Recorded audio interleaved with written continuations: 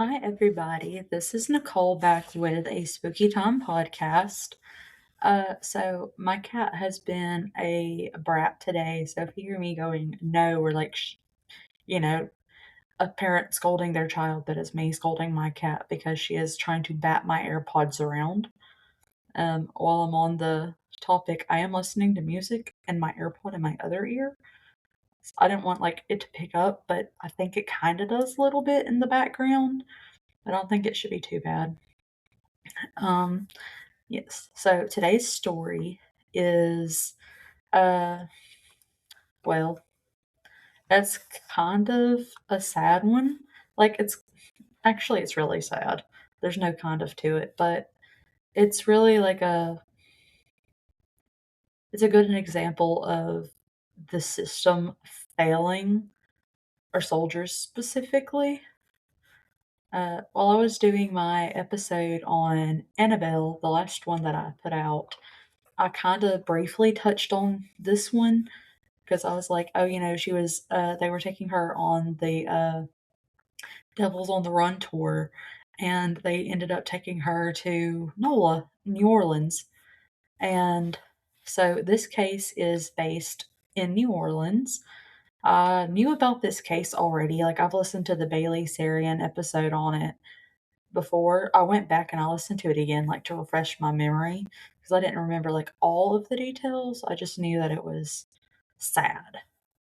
Um, Some of you may know this one because it is pretty big. It's pretty rough. I don't know what's up with me, but apparently me and cannibals are like going on. I don't. So this one is the Katrina Cannibal. It's known as like more commonly like the Zack and Addie case. It's Zackery, Bowen and Addie Hall. Uh, I'm just gonna go ahead and jump in with this, and I'm going to start with some info on Addie and her background. And like, there wasn't really a whole lot on her. There was definitely more backstory on Zack, which I mean, I guess that's normal.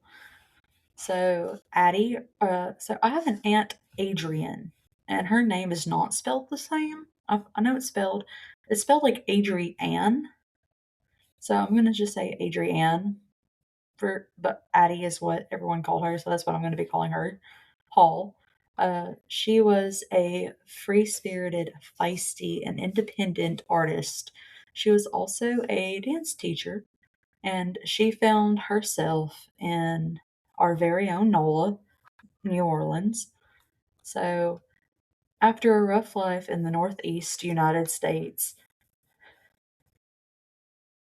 I did find out that her early life was really private and they didn't really document anything on it. Like, there's not a lot of public knowledge, but it is documented that she was raised in and around the Durham, North Carolina area before she came to New Orleans. And she was born on January 15th.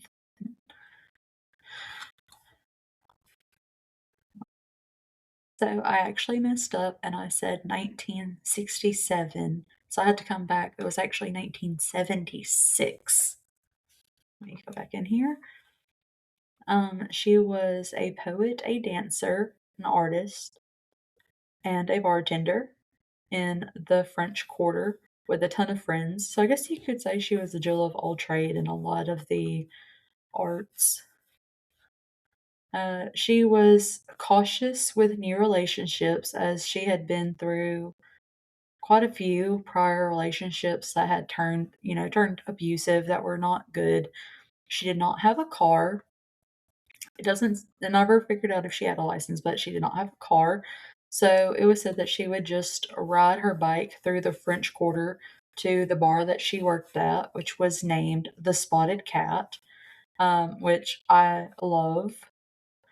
That's wild. She called herself a quarterkin, so I guess it's like a quarter American, which was someone who belonged in and like was part of the French Quarter community. Although she was an artist, life was not always easy for her while trying to find a good balance of lifestyle and expression. Somewhere in the medium fell Addie. She was trying to find herself, all while battling addiction and her own demons. So that's pretty much like all I got. I really didn't get a whole lot. I'm gonna dive into Zack's backstory. Zack Bowen was a charismatic, charming, good looking, and tall. He was about 6'10", if I remember they said, so he was a big boy. He was a young man who left a lasting impression on everyone that he met. He grew up in California and was said to have been like super chill and really laid back because he grew up on sunny Pacific beaches. He was living. Zack married his wife when he was young. He was married to a woman named Lana, who was 10 years older than him.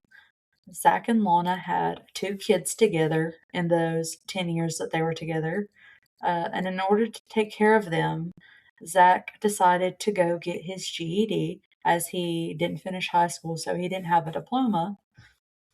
And after he got his GED, he then enlisted in the Army. Honestly, it was mostly just for the benefits that it would provide for, his family, Lana and the kids. He was deployed a few times. He was deployed twice to Iraq after 9/11, and then like when he was first deployed, he had to leave Lana and the kids behind in the States as apparently there was additional paperwork that they needed, and they just like Lana said like she just didn't have the time with two kids to like sit down and fill out all the paperwork, which you know busy mom life, a lot of stuff. Yeah, I understand. So Zach got injured at one point because he was 6'10". So from what I remember, they were giving him boots that were way too small for his feet. So he had a really bad case of hammer toe, and he had to have a surgery and time off to correct it. So while he was on leave from having the surgery, he filled out all of the paperwork that they needed because, you just had foot surgery. You can't really do anything. And I know from experience, you can't do anything. When I had mine, I literally could not do anything for 2 months and I hated it. So by the time that he was cleared to return, him and Lana and the kids all went. They all came with him. And eventually, however, Lana did take the kids and leave him. He was sad and lonely, and he was working odd jobs in the French Quarter after being generally discharged from the army.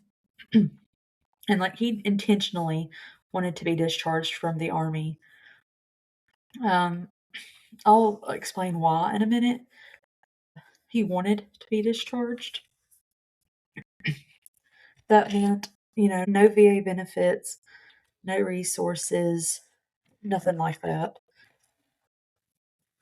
So he was a multi-tour war hero who suffered PTSD and he really needed help he never got, which is, that's like this story is pretty much the whole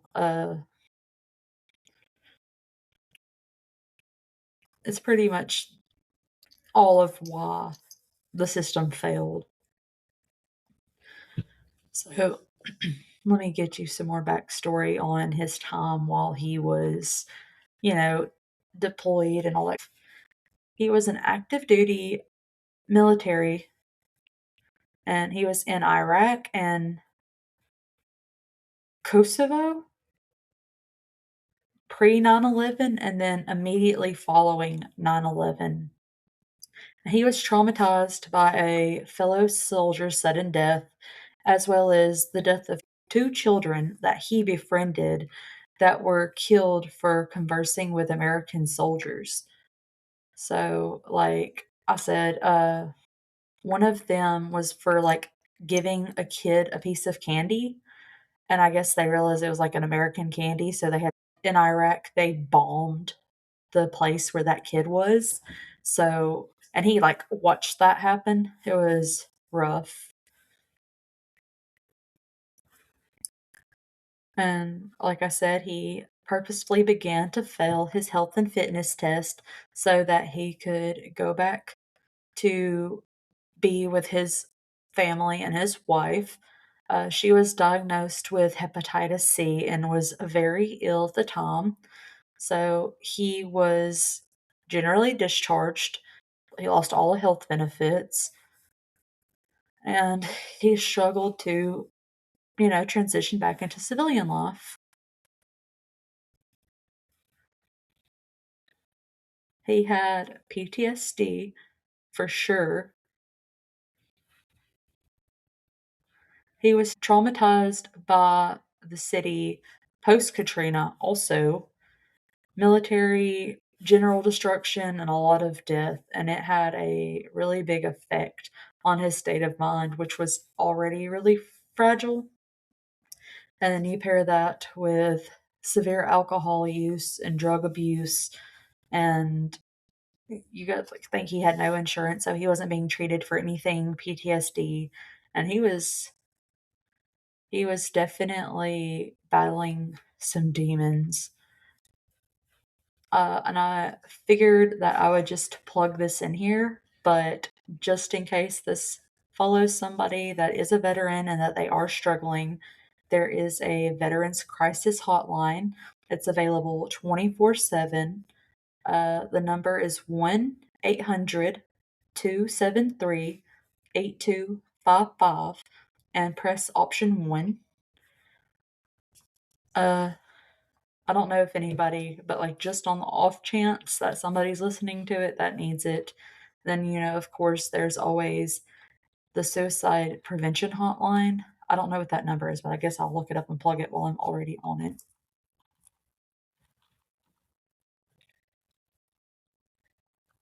Um, Let me see. It would be what, dial 988? Yes, 988. I'm in Birmingham. So the number for the crisis and suicide line in Birmingham is 205-323-7777. And then there's also a text crisis line. It's 741-741. And I guess you would say words like home or hello, and you'll reach a live trained crisis counselor. Okay, let me just hop back in here like I was. So let me get into the story of how Addie and Zack met. So they met while they were both bartending in the French Quarter in NOLA. It was said that, she liked to give him a hard time and she was like playing the mean girl, and that was her way of flirting. But it was more so like just a test to see like what he could handle, like how he would react or how much patience he had. So Addie had a not so pretty side to her, unfortunately. She had bipolar disorder and wouldn't regularly take her meds to treat her condition. So like she did sometimes, but then like not all the time as she was supposed to. For stuff like that, you need to like take them every day, pretty much at the same time, or it those withdrawals and are rough. So it'll actually cause like worse reactions. When she was off her meds, it would cause her to be very unstable.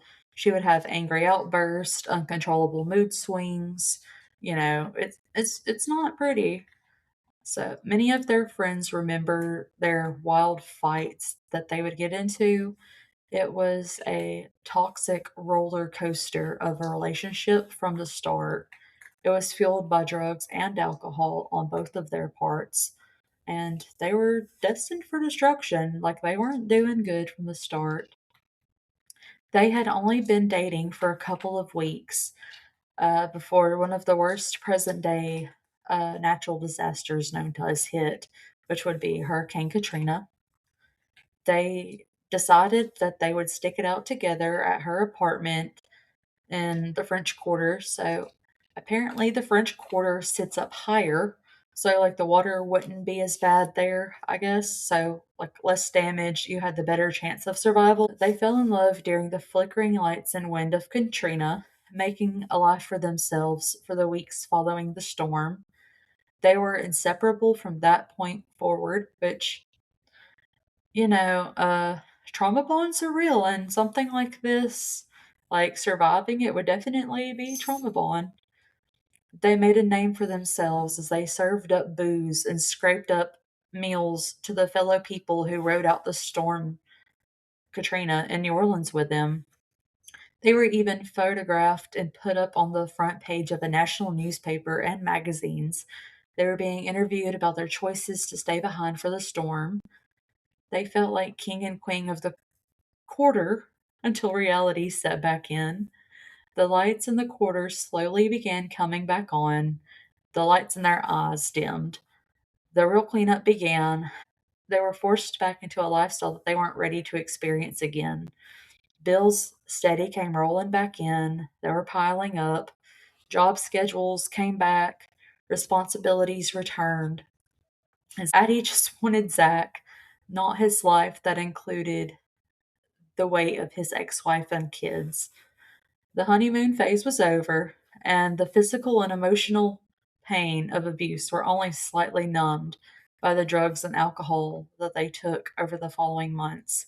Fights soon turned violent, and Zack and Addie started to drift apart. In attempts to fix their relationship, they decided to move into a new apartment, a fresh start, which, I mean, in some cases, that is good. As they walked down Rampart Street, they came across a for rent sign. The apartment above the famed Voodoo Temple was vacant and move in ready. You know, they didn't have to wait for it to be ready or like empty or any of that good stuff. So, with months worth of tip money in their pockets, they made an offer right away and started moving in. And, you know, no sooner did they move in and unpack some boxes, Addie went to go see the landlord by herself. They had only made a verbal agreement when putting the deposit down for the apartment, so they didn't have anything on paper. So Addie asked for the lease to just be in her name, to not put Zack on it because she discovered that Zack was cheating on her and decided that that was the last straw, which, yeah, I mean, that sucks, but it is kind of shady on her part also. Which, I mean, considering her past history with men, this was an end all be all situation, and their relationship was as good as over. The landlord wrote out a handwritten contract and asked Addie to sort it all out, you know, in hopes that they got back together, because I guess, you know, everybody likes Zack, so I guess he also liked Zack. And then once Zack found out about, you know, Addie going to the landlord, he became very angry and inconsolable. You also got to keep in mind that they were doing drugs and drinking heavily. So at around 1 a.m. on Thursday, October 5th, 2006, Zack strangled Addie to death in a drunken stupor. You know, he fell asleep next to her body. Let me put in like a little trigger warning here.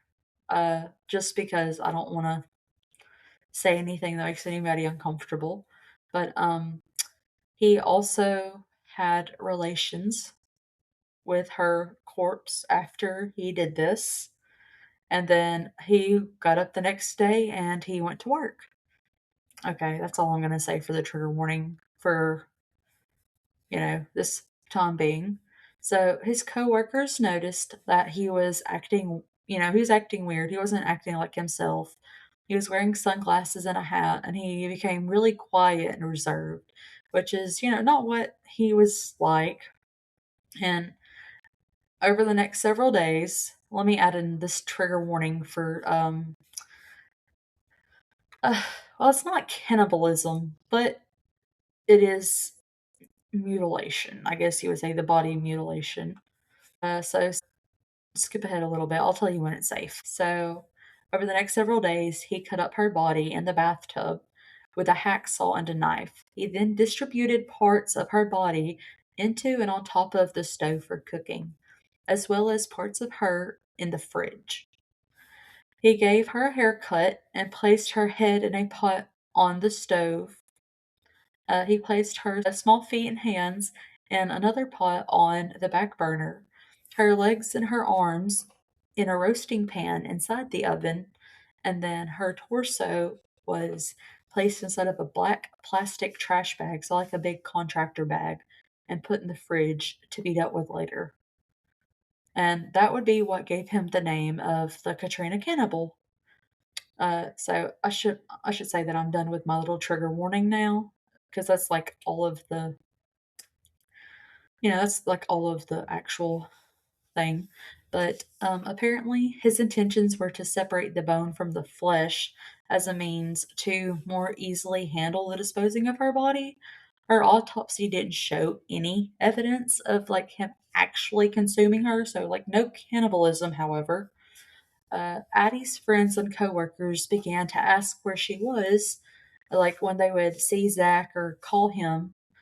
He told them that she had left and went back to North Carolina, where she was from. Some were surprised as they knew how much she loved New Orleans and couldn't see her going back, while some others weren't that surprised, knowing that she was unstable and could be really unpredictable or impulsive, and she had a tendency to run away from situations that were out of her control. Little did they know the horrors that were about to unfold. On Tuesday evening, October 17th, 2006, nearly 2 weeks after murdering and dismembering Addie, Zack Bowen, who was out of money and out of time, jumped to his death off of the seventh floor of the Omni Royal Orleans Hotel. He left a handwritten note and his army dog tags inside of a plastic bag in his back pocket and the gate keys to Addie's apartment in his front pocket. The letter read police only. It was folded up so you just had police only on it. And it led detectives to their new apartment's landlord for questioning. Once they were pointed in the right direction, they discovered that the contents of Zack's letter were, in fact, true. A sad array of unopened boxes and broken dreams awaited them as they walked into the disheveled apartment. And the first thing that they noticed was the temperature and the lack of smell of decomp. Because, like, the smell of decomposition, like, as soon as you smell it, you know when something's dead. And this is New Orleans.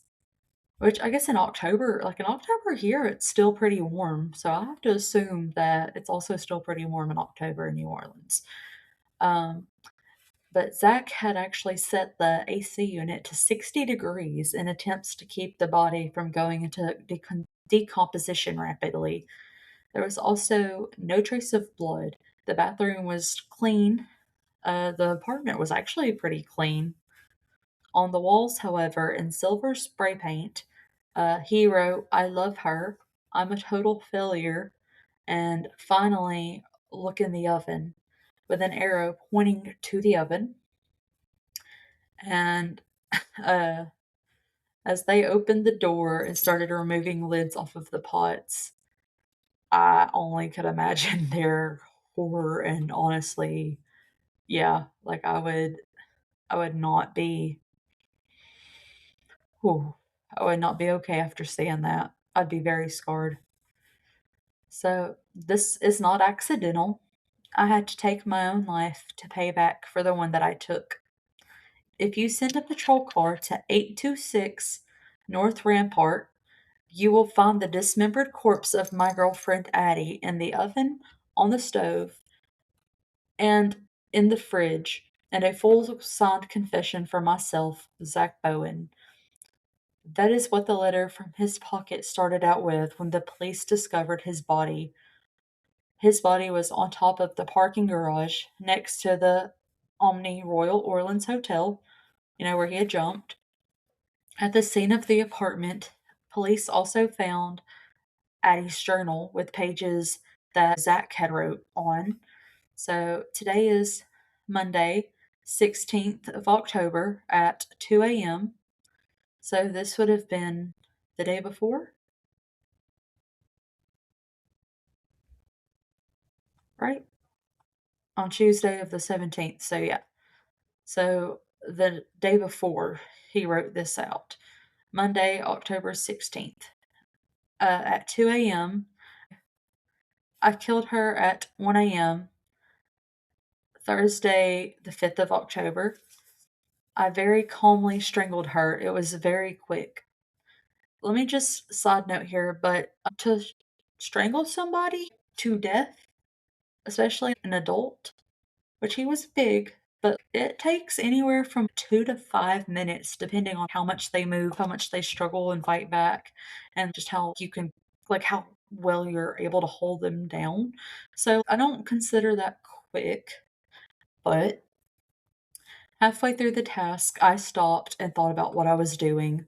The decision to halt the idea and move to plan B, the crime scene that you're now in, came after a while.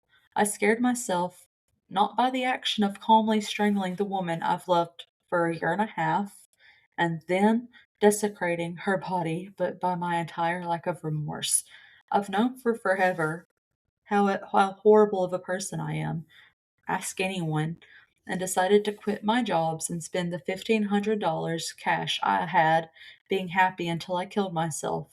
So that's what I did. Good drugs, good food, good um, women who undress for money, good friends, and any loose ends that I may have had. I didn't contact any of my family, so that'll explain the shock, and I had a fantastic time living out my days. It's just about time now. So, days before Zack murdered Addie, they had just moved into the infamous apartment at 826 North Rampart Street above Priestess Miriam's Voodoo Spiritual Temple. Say that 5 times fast. A well respected and cultural establishment of New Orleans. Many would later claim that the dark voodoo history of the location had something to do with Zach's overwhelming mental illness and the violent outburst of their relationship's final demise. However, that's not true. Unfortunately, it's just a sad coincidence because voodoo in general is supposed to be like a kind and healing spiritual practice that is well respected within the city. So, honestly, darkness has very little to do with it. I'm sure, that one bad apple, but typically voodoo is not anything dark or dangerous. It's usually just love and light kind of thing. Uh, Addie was a murder victim, but simply put, it was a severe domestic abuse turned criminal. There's nothing supernatural about that. Zach's own personal demons took over, and they took over what was left of his sanity and his self control and caused him to end Addie's life and eventually his own. The Voodoo Spiritual Temple was founded in 1990 by Priestess Miriam and her then husband, Priest Oswan Company. Excuse me, ma'am. They moved to the location on Rampart Street a year later in 1991 and remained there until February of 2016, where a fire had broke out and destroyed much of the building. And while the temple itself had been there for nearly 26 years, the traditional Creole cottage was much older. It was built in 1829 by Pierre de Vargas, I assume, and handed down and sold over the years. 826 North Rampart Street is listed on the city's Registry of Historic Places. Much of the stairs, walls, floors, and balcony, as well as its large and unique courtyard, which was once used for voodoo rituals. And Miriam continued to do rituals in the same courtyard when she had the building. And the living quarters are also original to the historic building. The tenants of the apartment above the temple Since the horrific incident that happened in 2006, have experienced some paranormal happenings, feelings of being watched, voices, the walls pressing in, all of that has been reported. The building is currently being leased by another voodoo priestess who has since turned it into a museum of the paranormal with tours of the apartment. The Voodoo Spiritual Temple moved to a new location at 1428 North Rampart Street, just up the street from its original location and across from Congo Square.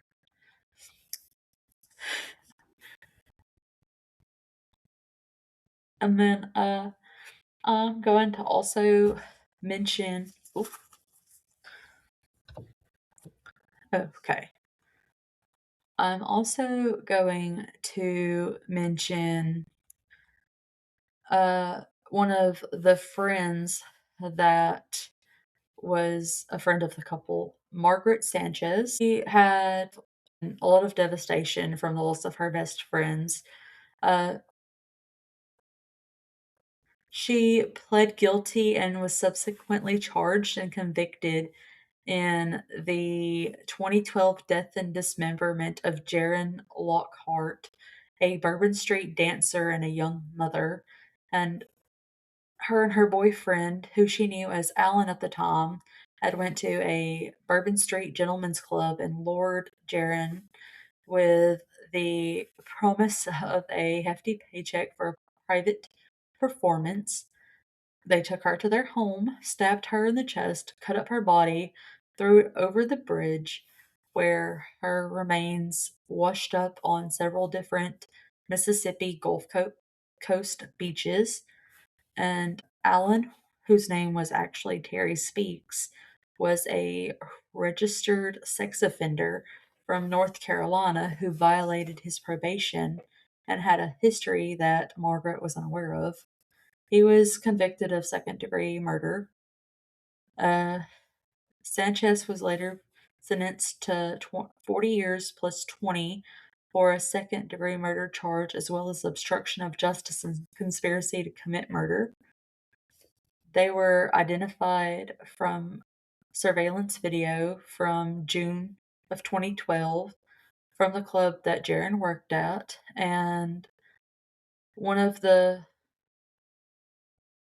employees from the club reported Speaks as they recognized him as a previous employee of the club next door and remembered that Jaron left with him and another woman who was later identified as Margaret Sanchez. And the video was broadly distributed on local news channels, and Margaret's own brother was the one to report them to authorities. They were arrested 6 days later after a traffic stop near their home. When she was interviewed, she said she was aware of the demise as it was all over the news. She related that it was similar to how her best friend died and said, I felt so bad for her family because I had a friend. My friend was Addie Hall. She was cut up and cooked, and her boyfriend jumped off of a hotel. Margaret Sanchez was an emotionally vulnerable woman who said she loved her boyfriend. He took care of her, and as far as you asked her, he was a good man. And when she found out about who he really was, she felt, betrayed and heartbroken. She can't help but to compare the two tragedies of the French Quarter, that of Zack and Addie and Jaron Lockhart. So similar in execution and their emotional strangleholds that they had on their key players with mental illnesses and sinful vices. So I need to look into that because I actually have not heard of that story, but I think I might just do that as the next one to have my NOLA cases and get them out because I've already done one, I believe. Madame LaLaurie, I believe, was in New Orleans. But that is all that I have. Okay. All right. As always, thank you for listening. Thank you for being here and supporting my podcast. And if you have any suggestions for like a podcast episode or a case that you want to hear, it doesn't even have to be a case. It just anything that's spooky, paranormal, cryptid, unexplained, whatever it is, you can send it to the email. It's a spooky time pod at gmail.com. And I would love to hear your guys's, your thoughts, your comments, what have you. Thank you for being here. I'll see you guys later. Love you. Bye.